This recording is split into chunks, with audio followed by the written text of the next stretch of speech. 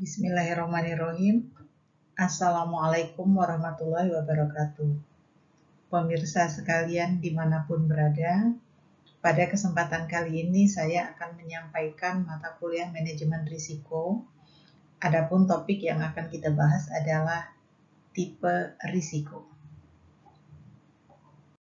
Saudara sekalian, mari kita lihat bagian berikut ini.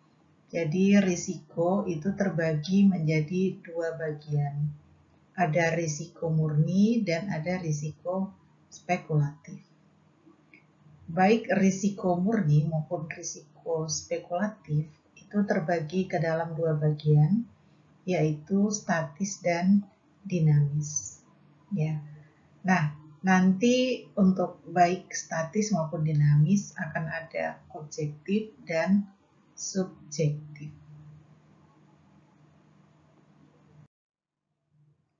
Saudara, kita akan bahas pertama kali tentang risiko murni dan risiko spekulatif.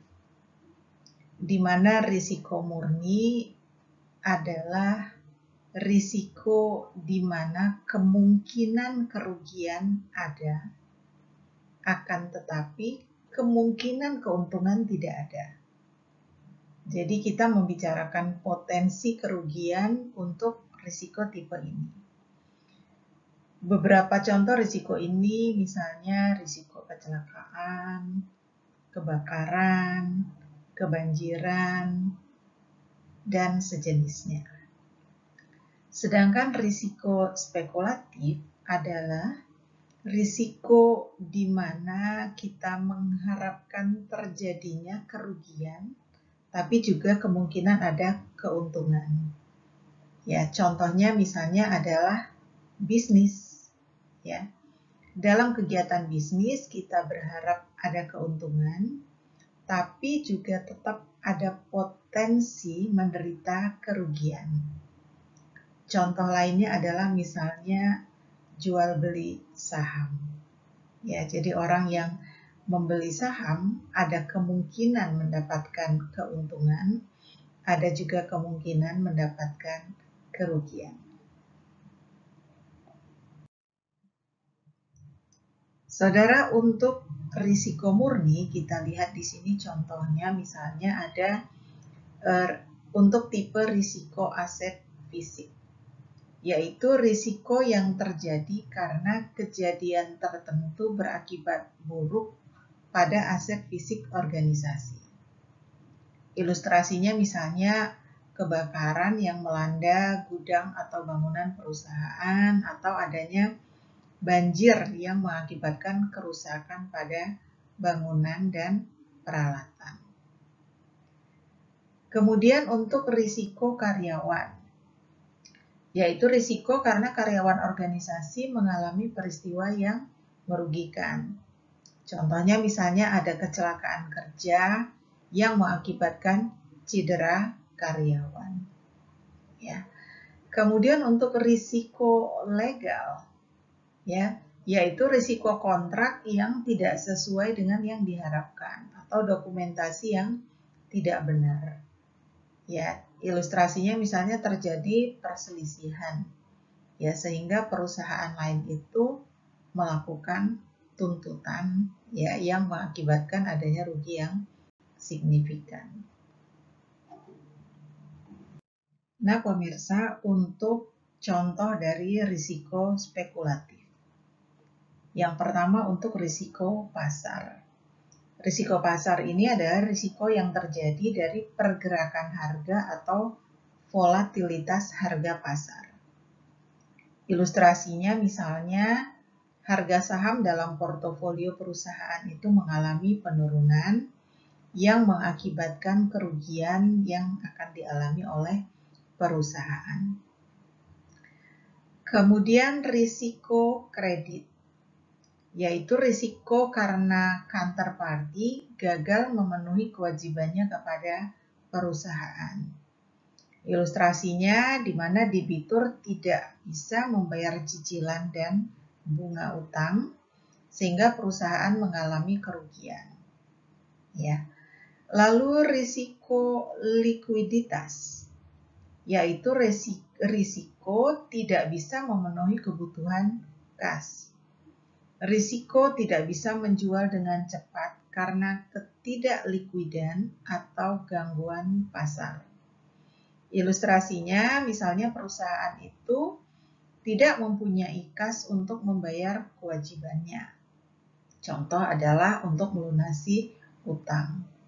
Perusahaan terpaksa menjual aset dengan harga yang murah atau di bawah standar karena sulit misalnya untuk menjual aset tertentu yang bersifat tetap. Contohnya adalah tanah. Padahal perusahaan membutuhkan kas dengan cepat. Ya, ketika perusahaan membutuhkan kas dengan cepat, ya, maka biasanya aset akan dijual lebih murah. Kemudian risiko operasional, yaitu risiko kegiatan operasional tidak berjalan lancar dan mengakibatkan kerugian. Contohnya adalah komputer perusahaan terkena virus, sehingga operasi perusahaan terganggu. Ya. Saudara, untuk risiko murni tadi dibagi ke dalam dua bagian, yaitu risiko statis dan risiko dinamis. Risiko statis muncul dari kondisi keseimbangan tertentu. Misalnya, risiko terkena petir merupakan risiko yang muncul dari kondisi alam yang tertentu. Karakteristik risiko ini praktis tidak berubah ya dari waktu ke waktu. Kalau risiko dinamis muncul dari perubahan kondisi tertentu. Misalnya perubahan kondisi masyarakat. Karena perubahan teknologi kemudian memunculkan jenis-jenis risiko baru. Misalnya jika masyarakat semakin kritis, sadar akan haknya, maka risiko hukum yang muncul karena masyarakat lebih berani mengajukan gugatan hukum terhadap perusahaan itu akan semakin besar. Ya. Kemudian untuk risiko spekulatif, ya kita lihat ada risiko objektif dan risiko subjektifnya. Risiko objektif adalah risiko yang didasarkan pada observasi parameter yang objektif. Misalnya, fluktuasi harga atau tingkat keuntungan investasi di pasar modal. Itu bisa diukur melalui standar deviasi. Misal standar deviasi return saham itu adalah 25% per tahun. Sedangkan risiko subjektif berkaitan dengan persepsi seseorang terhadap risiko. Dengan kata lain, kondisi mental seseorang akan menentukan kesimpulan tinggi rendahnya risiko tertentu. Misalnya untuk standar deviasi return pasar yang sama sebesar 25%, dua orang itu dengan kepribadian berbeda, ya. Orang yang konservatif akan menganggap risiko investasi di pasar modal itu terlalu tinggi. Sementara bagi orang yang agresif, risiko investasi di pasar modal itu dianggap tidak terlalu tinggi. Jadi 25% itu relatif untuk orang dengan kepribadian yang berbeda. Makanya disebut dengan risiko subjektif. Kemudian saudara kita lihat risiko audit. Saudara, risiko audit itu ada inherent risk, detection risk, dan control risk. Ya. Nah, risiko audit adalah risiko yang timbul karena auditor tanpa disadari tidak memodifikasi pendapatnya sebagaimana mestinya atas laporan keuangan yang mengandung salah saji material. Tadi terbagi 3 ya, ada inherent risk, detection risk, dan control risk.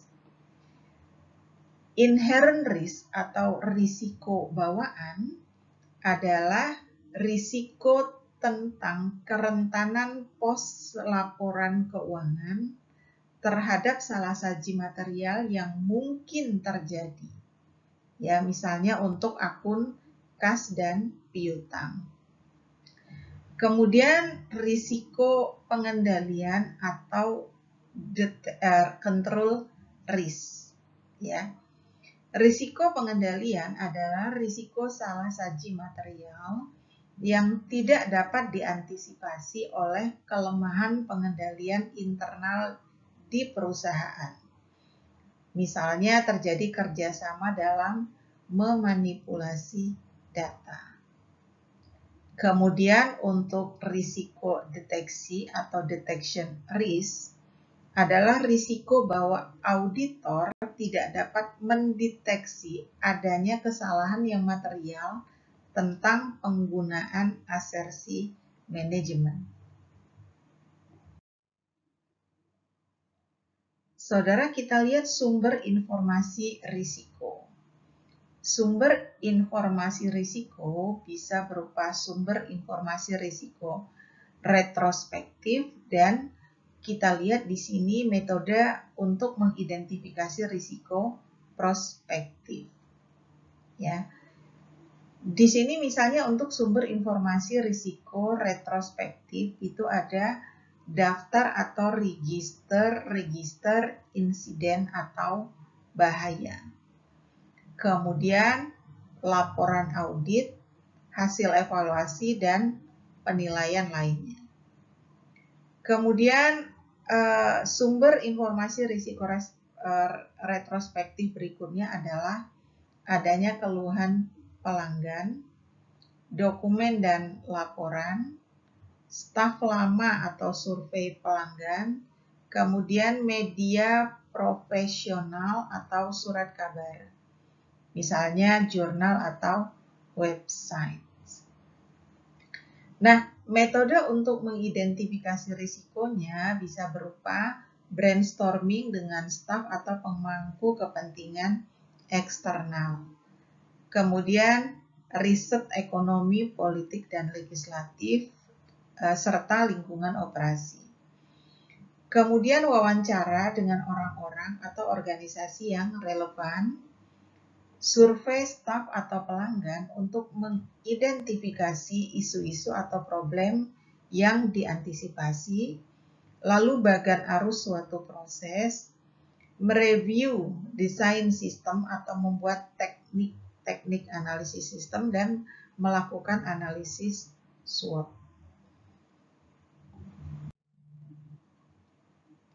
Saudara, bagaimana dengan risiko sumber daya manusia? Jadi, risiko sumber daya manusia itu yang pertama terlalu tergantung pada jumlah staf yang sedikit. Ada problematika antar staf. Kemudian kondisi dan desain tempat kerja yang buruk. Lalu tindakan kriminal atau konflik budaya atau agama. Kemudian ada perasaan tidak adil atau diskriminasi yang dirasakan oleh karyawan. Lalu kurangnya pelatihan dan pengembangan karyawan yang akan menyebabkan kurangnya kompetensi sumber daya manusia. Lalu misalnya keahlian pekerja yang tidak memadai, hilangnya pekerja kunci atau pekerja utama, kemudian kesehatan dan kenyamanan kerja, lalu lemahnya kaderisasi karyawan.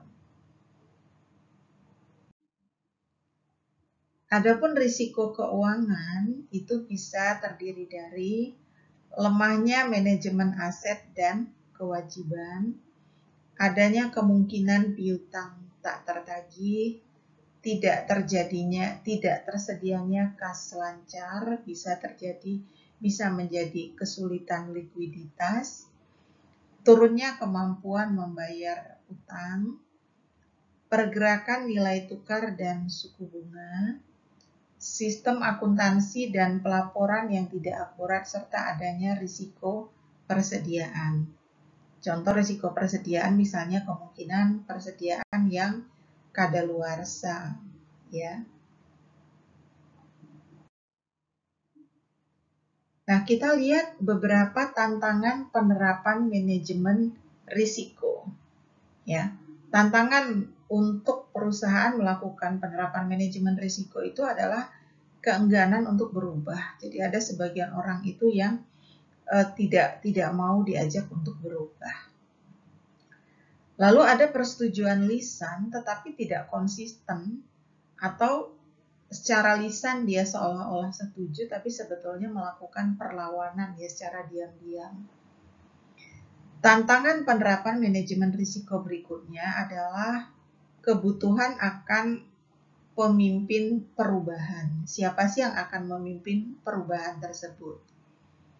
Lalu program manajemen perubahan, kadang-kadang ketika akan melakukan penerapan manajemen risiko, struktur organisasi itu kurang mendukung. Kemudian komitmen manajemen, ya, tentang misalnya ada political will dan manajemen policy yang tidak sesuai. Lalu kejelasan akuntabilitas organisasi, kejelasan sistem, prosedur, alur pelaporan, dan sebagainya. Kemudian juga termasuk di dalamnya adanya sanksi terhadap pelanggar. Saudara sekalian, lemahnya kemampuan untuk menerapkan kecukupan dukungan sarana prasarana ini juga adalah tantangan dalam rangka menerapkan manajemen risiko. Kemudian ketersediaan budget, ketersediaan sumber daya manusia, kebutuhan kompetensi yang memadai, metodologi dan teknik manajemen risiko.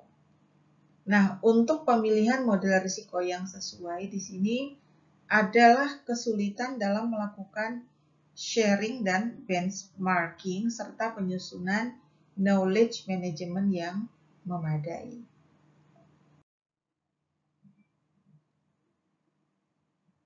Di bawah ini ada beberapa alasan untuk tidak menerapkan manajemen risiko. Yang pertama, persepsi bahwa perusahaan itu tidak mempunyai risiko. Kemudian program terlalu kecil untuk menerapkan manajemen risiko. Lalu pelanggan akan pergi jika mendengar banyaknya potensi atau problem risiko. Ya. Kemudian ketika kita berurusan dengan masalah yang muncul, kemudian mengidentifikasikan risiko dapat berdampak buruk dengan karir seseorang. Ya, jadi bagaimana kita dapat memprediksi apa yang akan terjadi nantinya. Kita merencanakan mulai penerapan manajemen risiko mungkin pada tahun yang akan datang. Ya, itu adalah alasan-alasan untuk tidak menerapkan risiko. Nah, saudara, kalau kita lihat kesalahan perusahaan dalam mengelola risiko ya ada beberapa. Yang pertama, terbatasnya pemahaman akan risiko. Jadi banyak orang itu hanya memikirkan return-nya tanpa mempertimbangkan risiko. Kemudian, sebagian orang itu tidak memantau risiko. Kemudian adanya risiko yang tersembunyi. Lalu ada kegagalan komunikasi dalam penerapan manajemen risiko hingga mengabaikan risiko yang diketahui, yang sebetulnya sudah diketahui dan teridentifikasi. Saudara sekalian, mari kita lihat hubungan antara risiko dengan tingkat kematangan. Di mana kalau kita lihat garis yang mendatar ini adalah time frame dan yang vertikal ini adalah tingkat kematangan. Pada posisi ad hoc di sini, pengelolaan risiko dilakukan hanya saat ada kebutuhan atau masalah. Sedangkan di sini, initial, mulai ada kesadaran atas kebutuhan untuk pengelolaan risiko. Di sini setiap unit kerja membentuk manajemen risikonya sendiri. Ya, kemudian tingkat penerapannya berbeda-beda. Pada level ini, ya, manage, perusahaan membentuk manajemen risiko yang bertanggung jawab untuk mengelola risiko. Ya, di sini pengelolaan risiko sudah cenderung sentralistik. Kemudian di sini pada ERM, pengelolaan menyeluruh atas risiko organisasi dengan melibatkan setiap fungsi kerja dengan dikoordinir dan diagregasi oleh fungsi manajemen risiko.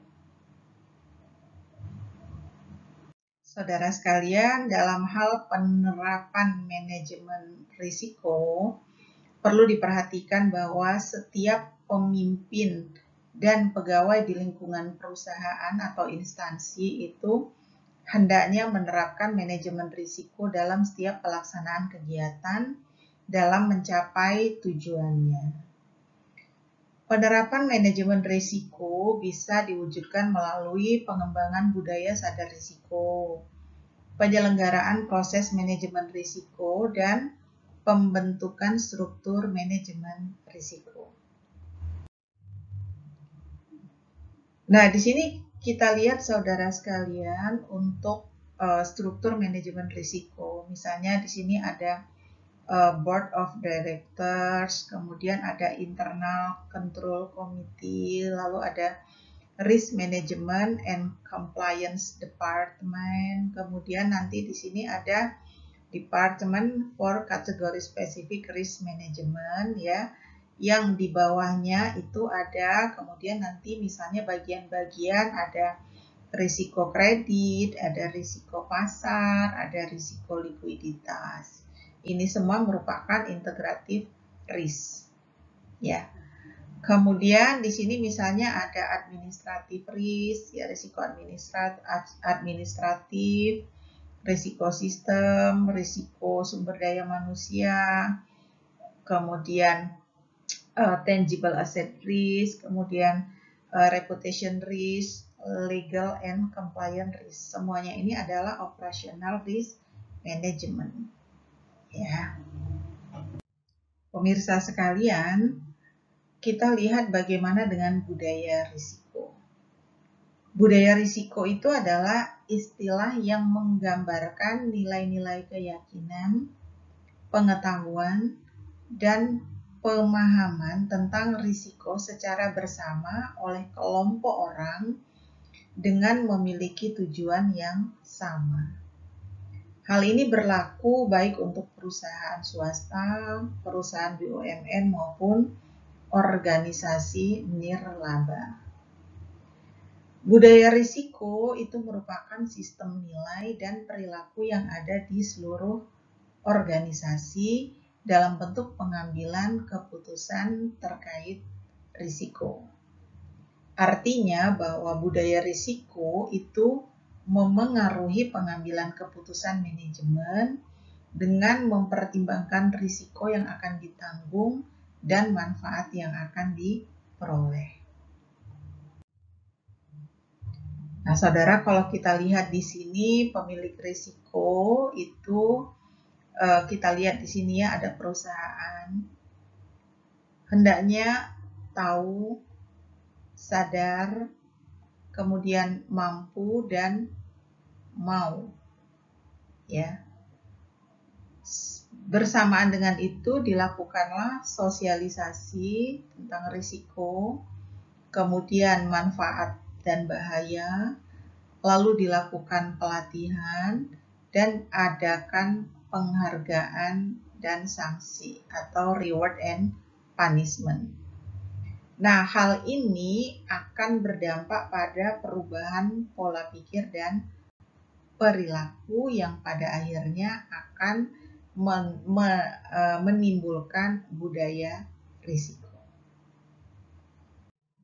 Pemirsa sekalian dimanapun berada, demikian materi yang dapat saya sampaikan pada kesempatan kali ini. Semoga bermanfaat. Semoga saudara tetap dalam keadaan sehat dimanapun berada. Jangan lupa silahkan banyak membaca berbagai referensi yang berhubungan dengan topik ini, sehingga bisa memperkaya pengetahuan saudara akan materi tipe risiko. Kita tutup dengan membaca lafal hamdalah. Alhamdulillahirabbil alamin.